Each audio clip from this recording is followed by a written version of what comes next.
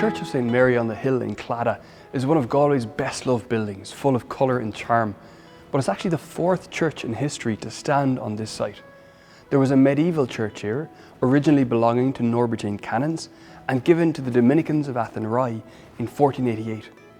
That church was demolished in the year 1651 by the Corporation of Galway with the consent of the friars here.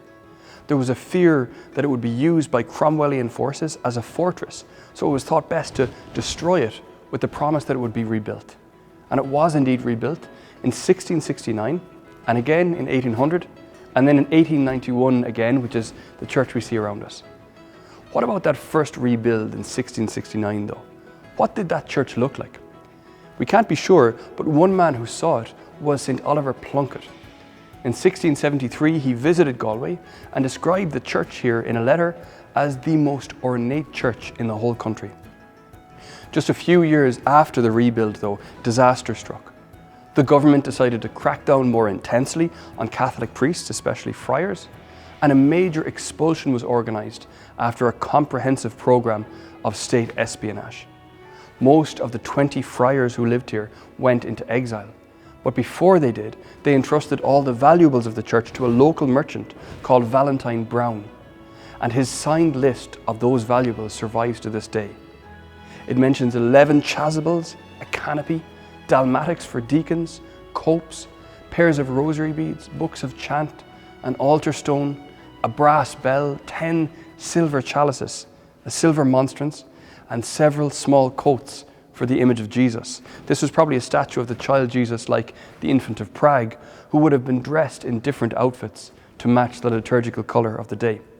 There's no mention in Valentine Brown's list of the magnificent baroque statue behind me, known today as Our Lady of Galway. It's believed to have been buried somewhere near the church at that time for safekeeping. But the list does mention a silver crown for this statue, given by John Curwen and Mary Curwen in 1683. A crown that survives to this day. Now, I said most of the friars went into exile. 3 of them stayed: Father Daniel McDonough, Father Gregory French, and Father Nicholas Blake. The first 2 were soon arrested, leaving Nicholas Blake on his own in Galway, a friar without brethren, in hiding. In his loneliness, he wrote a poem in Latin to express his frustration and uncertainty, but also his hope. He writes, "Take heart, my soul, and gaze upon the stars, whose placid light new hope should bring to thee." It must have seemed to him at that time that the Catholic faith in Galway would not survive, that the Dominican mission here had come to an end. But he was right to hope. This church stands open here, and each day sees new people coming here to encounter Christ in the sacraments and to entrust their prayers to Our Lady of Galway, Star of the Sea.